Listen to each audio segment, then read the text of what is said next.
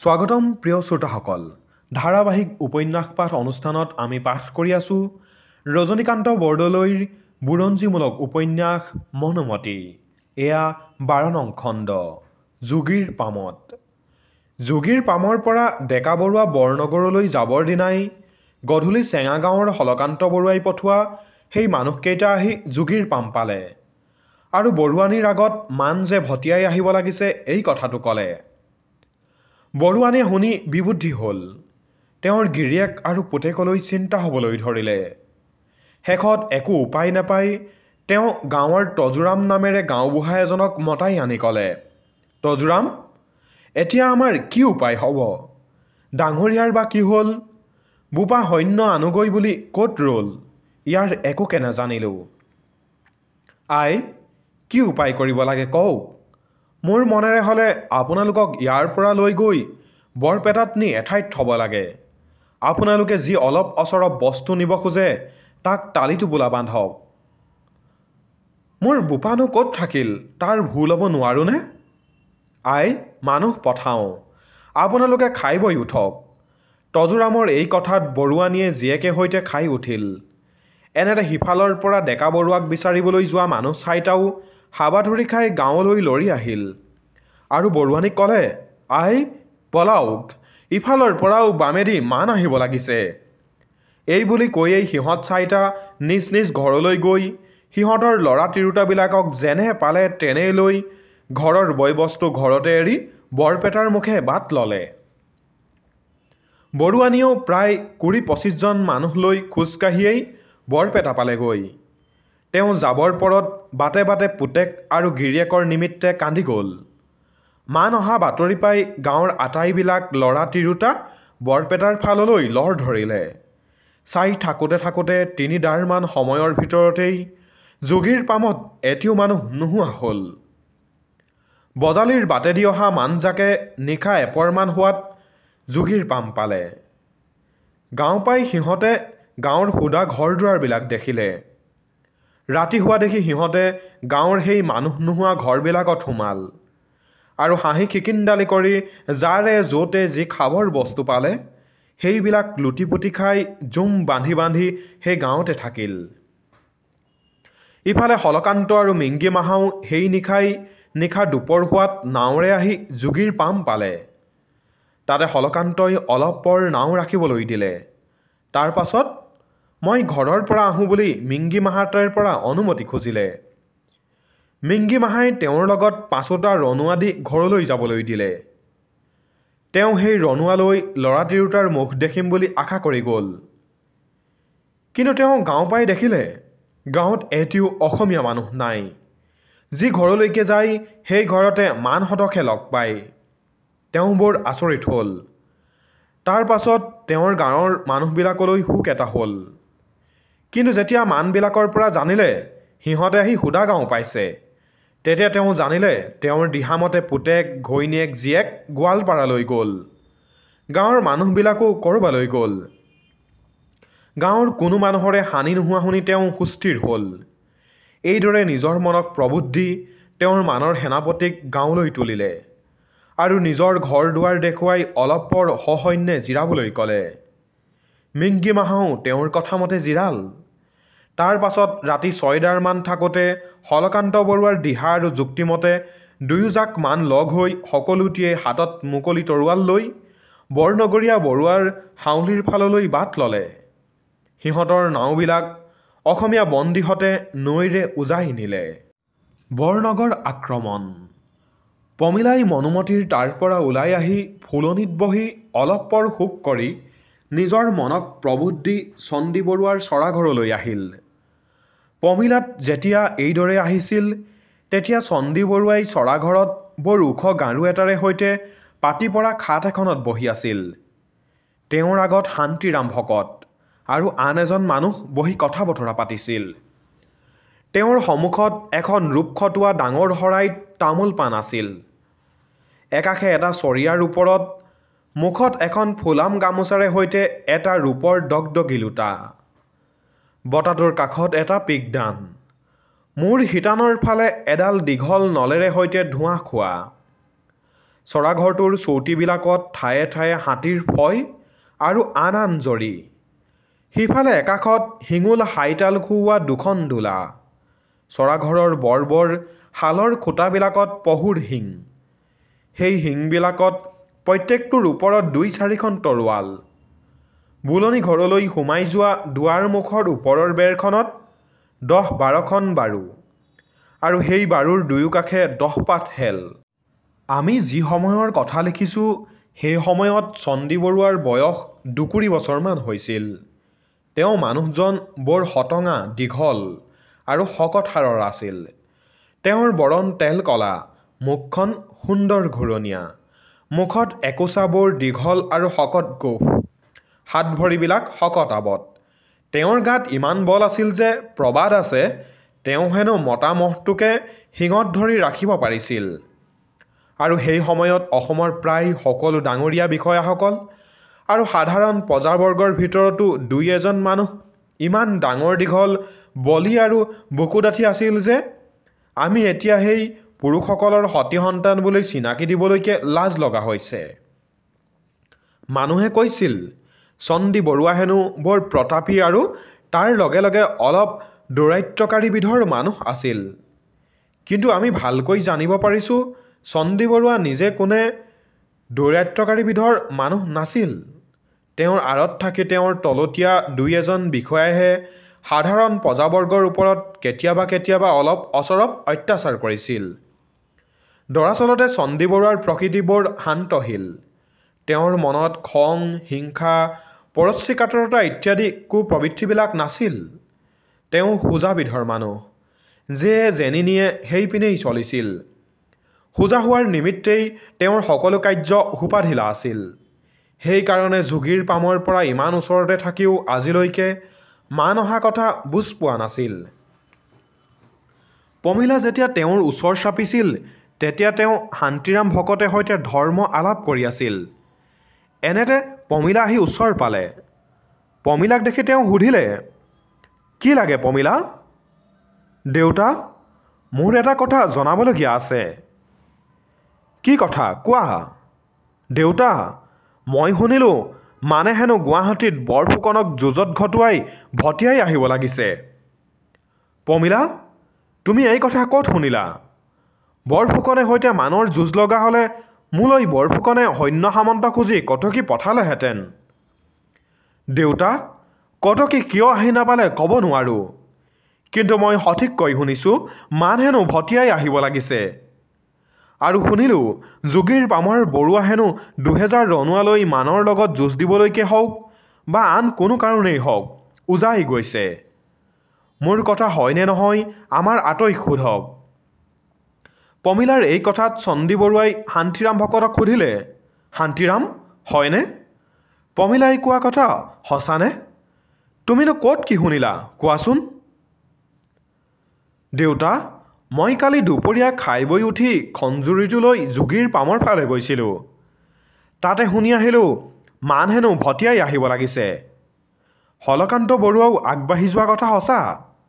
তেওঁৰ পুতেক লক্ষ্মীকান্ত ডেকা বৰুৱাই মানুহ দুনুহ লৈ গাঁওখন ৰক্ষা কৰি আছে। তেন্তে এতিয়া আমাৰ উপায় কি?" বৰুৱাই ক'লে। "দেউতাৰে যেনে ইচ্ছা।" চণ্ডী বৰুৱাই শান্তিৰামৰ এই কথা শুনি পমিলাক ক'লে, "পমিলা, তুমি ভিতৰলৈ যোৱা। আইৰাক মাতি আনি বেৰৰ কাষত থাকিবলৈ কোৱা আৰু সেই পোনে কাটিয়াকো পঠাই দিয়া।" বৰুৱাৰ এই আদেশ পাই পমিলা ভিতৰলৈ গ'ল আৰু ততালিকে বৰুৱানীক টোপনিৰ পৰা তুলি আনি বুলনি ঘৰত বহুৱালে। কাটিয়া লগোৱাও তালৈ আহিল। বৰুৱানী আহি বুলনি ঘৰ পাওঁতে বৰুৱাই ক'লে, "বোপাৰ মাক, শুনিছানে? মান হেনো ভটিয়াই আহিব লাগিছে। এতিয়ানো আমি কি কৰিম?" বৰুৱানীয়ে ভিতৰৰ পৰা পমিলাৰ আগত কৈ পঠালে, "ডাঙৰীয়াক মইনো কি দিহা দিম? ডাঙৰীয়াই যেনে ভাল দেখে কৰক।" ঘৈণীয়েকৰ এই কথা শুনি চণ্ডী বৰুৱাই পমিলাক সুধিলে, "পমিলা, এতিয়ানো আমি কি কৰিম?" "দেউতা, আপুনি আমাৰ সেনাপতি ৩জনক মতাই আনি আলোচ কৰক। মই বেটীৰ এটা কথা ক'বলগীয়া আছে। মই শুনিছোঁ যোগীৰ পামৰ বৰুৱাৰ পুতেক হেনো বৰ বীৰ আৰু উৎসাহী। তেওঁক হেনো বাপেকে মানৰ লগত ৰণ দি তেওঁলোকৰ গাঁওখন ৰক্ষা কৰিবলৈ থৈ গৈছে। মই বঢ়িয়াকৈ জানো আমাৰে সেনাপতি 3জন সোপাঢিলা মানুহ আৰু ভয়াতুৰ। মোৰ বিবেচনাৰে হ'লে কাইলৈ প্ৰাতঃতে তেওঁক মতাই আনি তেওঁৰ নিজৰ ৰনোৱা আৰু আমাৰ ৰনোৱাবিলাককো তেওঁক সঁপি দি এই দুখন গাঁও ৰক্ষা কৰিবলৈ সেনাপতি পতা যাওক। তেওঁ ডেকা মানুহ, তেওঁৰ 2-3 হেজাৰ আৰু আমাৰ 13-14 হেজাৰ ৰনোৱা পালে তেওঁ মানৰ লগত মৰণত হৰণ দি যুঁজিব। দেউতাই আদেশ কৰক, আমি কাইলৈ প্ৰাতঃতে তেওঁলৈ মানুহ পঠাই দিওঁ। পমিলা, তুমি সঁচ কৈছা, কিন্তু যোগীৰ পামৰ বৰুৱাই মোক ঢেকেৰী বুলি ঘিনাই। তেনেস্থলত তেওঁৰ পুতেকেনো আমাক নিঘিনাবনে? মাতি পঠালে জানো আহিব? দেউতা, মই বঢ়িয়াকৈ জানি আহিছোঁ যোগীৰ পমীয়া বৰুৱাৰ পুতেকৰ মনত অসমীয়া ঢেকেৰী ইত্যাদিৰ ভাৱ নাই। তেওঁ দেশৰ কুশলৰ হকে সদায় যত্নৱান।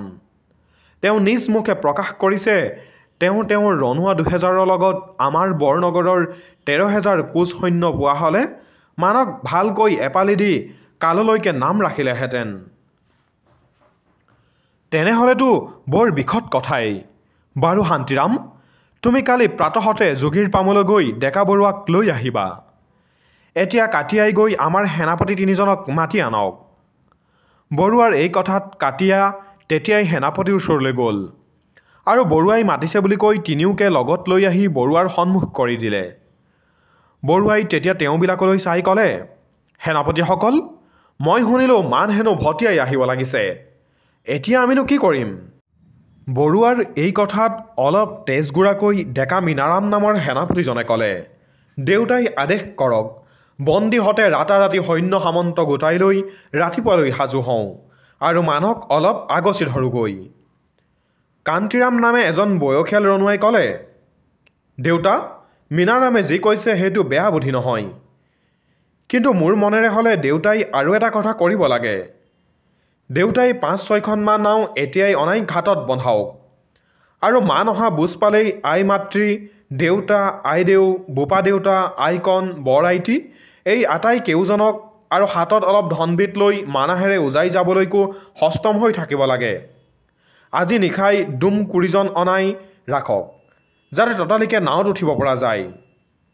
মীনাৰাম আৰু কান্তিৰাম ৰনোৱাৰ এই কথাত ঘিন লগা নামেৰে আদবয়সীয়া 3য় সেনাপতিজনে ক'লে, দেউতা, মীনাৰাম আৰু কান্তিৰামে যি কথা ক'লে সি মোৰ মনত নালাগিল।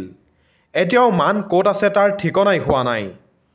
এনে স্থলতনো কেলৈ ইমান উখল মাখল লগাব লাগিছে? জিৰাই হতাই সকলো কৰা ভাল।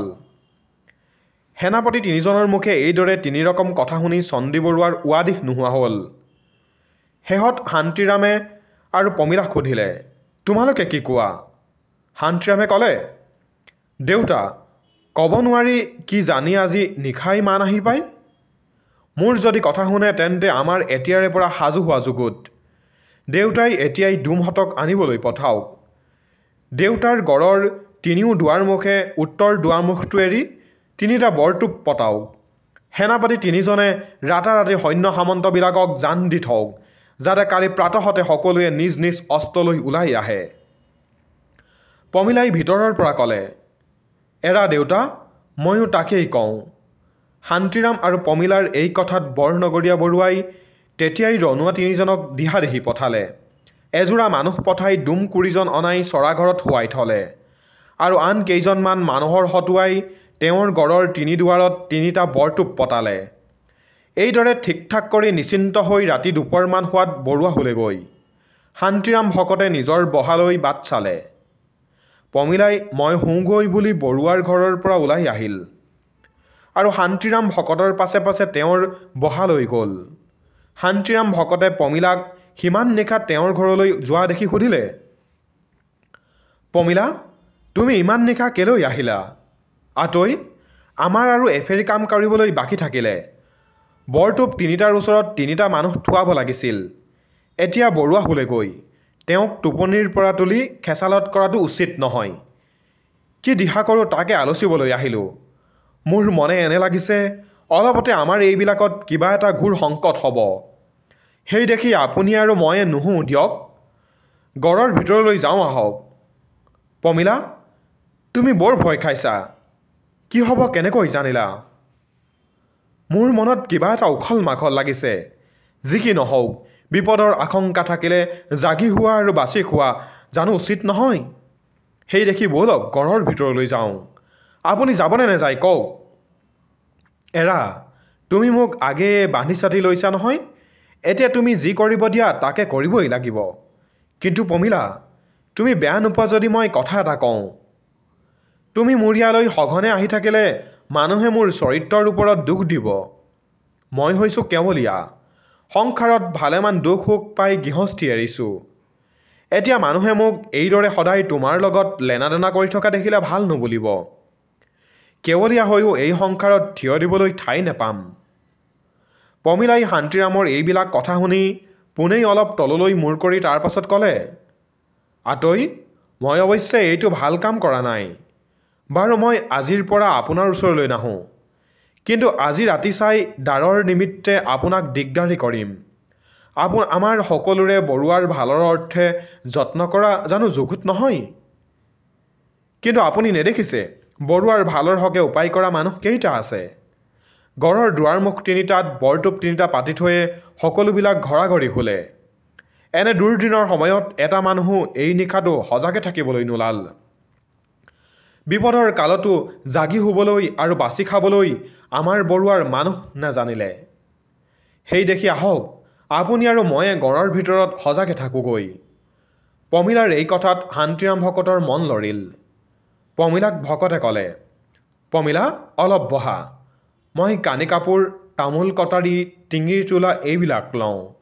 পাঠকসকল, মই যি সময়ৰ কথা লিখিছোঁ সেই সময়ৰ অসমীয়া মানুহৰ জুইশলা, ছাটা জোতা এইবিলাক বস্তু নাছিল। সকলো অসমীয়া মানুহৰে একোযোৰ টিঙিৰি আৰু তোলা আছিল। দিনত এঠাইৰ পৰা আন ঠাইলৈ যাব লাগিলে অসমীয়া মানুহে জাপি, লাঠি আৰু কটাৰী এই তিনিবিধ বস্তু নোলোৱাকৈ খোজ নাকাঢ়িছিল। ৰাতি হ'লে টিঙিৰি তোলা, কটাৰী, তামোল খোৱা হাঁচতি এখন নোলোৱাকৈ নলৰিছিল। এইদৰে সাজি কাচি শান্তিৰাম ভকত পমিলাৰ লগত ওলাল আৰু দুয়ো হাউলি এৰি বৰুৱাৰ ঘৰৰ ভিতৰত সোমাল। ঘৰৰ ভিতৰত সোমায়েই পমিলাই শান্তিৰাম ভকতক ক'লে, আতৈ, আপুনি চৰাঘতে থাওক। মই সখীৰ ঘৰৰ দুৱাৰমুখতে পৰি থাকোঁগৈ। কিন্তু মনত ৰাখিব, জাগি শুব, বাচি খাব। এইদৰে কথা বতৰা হৈ দুয়ো দুফালে গ'ল। শান্তিৰাম ভকত বৰুৱাৰ চৰাঘৰতে একাষত পৰি ৰ'ল আৰু পমিলাই বৰুৱাৰ ভিতৰৰ গড়ৰ বাহিৰত থকা গোহালি ঘৰটোতে বহি বেৰত আউজি টোপনিয়াবলৈ ধৰিলে। ইফালে যোগীৰ পামৰ পৰা হলকান্ত বৰুৱা আৰু মিংগি মাহা তিলোৱা সসৈন্যে বৰনগৰীয়া বৰুৱাৰ হাউলিৰ ফালে আহিবলৈ ধৰিলে। সেই সময়ত ৰূপহী জোনটি ফটফটীয়াকৈ জ্বলিছিল। আকাশখন নিৰ্মল আছিল। ক'তো এফেৰিও মেঘ নাছিল। নীল আকাশত লক্ষ লক্ষ তৰাৰ মাজত ৰূপহী জোনটি জিলিকিত তেওঁৰ সুধা ৰশ্মিৰে গোটেইখন জগতকে বুৰাইছিল। ৰূপহী জোনাইৰ ৰশ্মিত প্ৰত্যেক গছ, নদী, বন ইত্যাদি আটাইবিলাকেই ৰূপোৱালী সাজেৰে সুশোভিত হৈছিল। অসভ্য মানহঁতৰ মুকলি তৰোৱালবিলাক সেই পোহৰত চিকমিক কৰি জ্বলিছিল। এনে সুন্দৰী নিশাটিয়েও আজি চণ্ডী বৰুৱাৰ ভাগ্যচক্ৰৰ ওপৰত ভয়ংকৰী মূৰ্তি ধাৰণ কৰিলে। ৰাতি নিজম পৰিল। লাহে লাহে নিশা তিনিপৰ অতীত হ'ল। এহালি ডাউক চৰায়ে পুৱতি নিশাৰ গীত গাবলৈ ধৰিলে। নিশ্চিন্ত আৰু নিশংক মনেৰে চণ্ডী বৰুৱাই নিজৰ ঘৰৰ ভিতৰত ল'ৰা তিৰোতাৰে সৈতে সুখেৰে শুইছিল। অলপ পৰৰ মূৰতেই যে তেওঁৰ সেই মোহনিদ্ৰা চিৰকাললৈকে দূৰ হ'ব, এইটো চণ্ডী বৰুৱাই নেজানিলে। মান আৰু হলকান্তৰূপী প্ৰবল ধুমুহা বতাহে যে তেওঁৰ জীৱনৰ নাওখনি বুৰাবলৈ আহিছে, এইটো চণ্ডী বৰুৱাই গম নেপালে। আজি চণ্ডী বৰুৱাৰ নাওখন বতাহত ঢৌ খেলোৱাৰ আগেয়ে থিৰ, নিতাল আৰু নিশংক হৈ ৰ'ল। এইদৰে পুৱতি নিশাৰ সময়ত হলকান্ত বৰুৱা, মিংগি মাহা কাউদেউ সৈতে চণ্ডী বৰুৱাৰ গড়ৰ ওচৰ পালেহি। সিহঁতৰ ভৰিৰ খোজৰ শব্দত শহাকণীয়া পমিলাই তৎক্ষণাত সাৰ পালে। চাপ মাৰি উঠি পশ্চিমৰ দুৱাৰমুখলৈ গৈ দেখিলে যে অলেখ অগণন ৰণুৱা হাতত তৰোৱাল লৈ আহিব লাগিছে। পমিলাই বুজিলে সেইবিলাক মান। সুকোমলা কিন্তু আজি প্ৰকৃত বীৰ ৰমণী প্ৰমিলাই তৎক্ষণাত বৰুৱাৰ ঘৰলৈ লৰি গ'ল আৰু একেটানে শান্তিৰাম ভকতক তুলি ক'লে, আতৈ উঠক, আজি এই আপোনাৰে আৰু মোৰে আমৰ পাল আহিল। আপুনি লৰি গৈ পূব দুৱাৰমুখৰ বৰটোপটোত জুই দিয়ক, মই দক্ষিণৰ দুৱাৰমুখটোত দিওঁ। অলেখ অগণন মান আহিব লাগিছে, আপুনি সাজু হওক। পমিলাৰ এই কথা শুনিয়েই শান্তিৰাম ভকতে একেচাবে দৌৰি পূব দুৱাৰমুখলৈ গ'ল। পমিলাই ইফালে ডুমহঁতক লৰালৰিকৈ টোপনিৰ পৰা তুলি নাওলৈ পঠালে। তাৰ পাছত চন্দী বৰুৱাৰ শোৱাৰ খুটলিত সোমাই চিঞৰিবলৈ ধৰিলে, আই দেউতা উঠক, উত্তৰৰ দুৱাৰমুখেদি নাওলৈ যাওক, মই সখীক পঠাই দিওঁগৈ। পমিলাই এই কথা কৈ উঠিল মাথোন, এনেতে মানহঁতে কিৰিলি মাৰি জয়ধ্বনি ধৰিলে। পমিলাই ক'লে, দেউতা শুনক শুনক। চন্দী বৰুৱাই তেতিয়া গা দাঙি উঠিল। তেওঁৰ পুতেক আৰু ঘৈণীয়েকে থৰ থৰ কৰি কঁপিবলৈ ধৰিলে। চন্দী বৰুৱাই ক'লে, পমিলা ডুমহঁত উঠিলনে? ডুমহঁত নাওলৈ গৈছে, আপোনালোক যাওক, মই সখীক লৈ আহোঁগৈ। আপোনালোকে নাওত উঠি আৰু ৰৈ নাথাকিব, নাও জাত কৰি এৰি দিব। সখীলৈকে আৰু মোলৈকে 4জন মানুহে সৈতে এখন নাও এৰিব। এই কথা কৈয়ে পমিলা ঘৰৰ ভিতৰৰ পৰা ওলাই আকৌ লৰ মাৰি সখীয়েকৰ ঘৰলৈ আহিল। এনেতে তেওঁ দেখিলে মানহঁতৰ এজাক প্ৰায় গড়ৰ পূব দুৱাৰমুখৰ ফালে আহিছে। সখীয়েকক চিঞৰ এটা মাৰিয়েই পমিলা দক্ষিণৰ দুৱাৰমুখলৈ গ'ল আৰু তাত গৈ বৰটোপটোৰ ওপৰত টিঙিৰি আৰু তোলা লৈ থিয় দিলে। মানহঁত দুৱাৰমুখৰ ওচৰ পাওঁ পাওঁ হওঁতেই কৰ্মকুশলা পমিলাই চেক বুজি টিঙিৰি মাৰি বৰটোপটোত জুই দিলে। তৎক্ষণাৎ দক্ষিণ দুৱাৰমুখৰ বৰটোপটো গুৰুম কৰি ফুটিল। সেই বৰটোপৰ গুলিত প্ৰায় 500-600 মান মৰিল। সিফালে কৰ্মকুশল শান্তিৰামেও সময় বুজি পূব দুৱাৰমুখৰ বৰটোপটোত জুই দিলে। সেই বৰটোপৰ কোবতো প্ৰায় 500-600 মান পৰিল। দক্ষিণ বৰটোপটো মাৰি এটাই পমিলাই পশ্চিমৰ বৰটোপটোৰ ফালে গ'ল। কিন্তু তেওঁ বৰটোপটোৰ ওচৰ নৌপাওঁতেই 10টা মান দুৱাৰ ভাঙি গড়ৰ ভিতৰত সোমাল আৰু বন্দোলা নামে মান এটাই পোনেই আগতে পমিলাক পাই তেওঁক হাতত ধৰি বান্ধি পেলালে। মুখত সোপা এটা দি তেওঁক বান্ধি চাটি থলে। পূবৰ মানজাকেও গড়ৰ ভিতৰত সোমাই শান্তিৰাম ভকতক ধৰিলে আৰু বান্ধি চাটি পেলাই থৈ বৰুৱাৰ ঘৰৰ ফালে আহিল। ইফালে হলকান্ত বৰুৱাই আন এজাক মান লৈ চন্দী বৰুৱাৰ ঘৰলৈ গ'ল। ঈশ্বৰৰ ইচ্ছাত সিহঁত আহি পোৱাৰ আগখিনিতে চন্দী বৰুৱাৰ ঘৈণীয়েক আৰু পুতেক নাওত উঠিলগৈ। চন্দী বৰুৱাই অলপ ৰূপবান হাতত ল'বলৈ পাছ পৰিছিল আৰু ৰূপবান লৈ উঠি ঘৰৰ পাছ দুৱাৰেদি পলাবলৈ ওলাইছিল মাথোন। এনেতে হলকান্তই কুৰিজন ৰণুৱাই সৈতে তেওঁক বেঢ়ি ধৰিলগৈ আৰু সোধপোছ নোহোৱাকৈ তেওঁক হাতে ভৰিয়ে বান্ধি পেলালে। তাৰ পাছত মানহঁতে তেওঁৰ ভঁৰাল সম্পত্তি লুটিলে। পমিলাই যেতিয়া প্ৰথমবাৰ মনুমতী আৰু ডেকা বৰুৱাক বাহিৰৰ পৰা মাতে, তেতিয়া তেওঁবিলাক দুটা খোটালিত নিদ্ৰাত পৰি আছিল। ওৰে আগনিশা তেওঁবিলাক দুয়ো মধুৰ আলাপ কৰি সাৰে থাকি মাজনিশাৰ পৰা দুটা খোটালিত পৰি ভৱিষ্যতৰ সুখৰ সপোন দেখিছিল।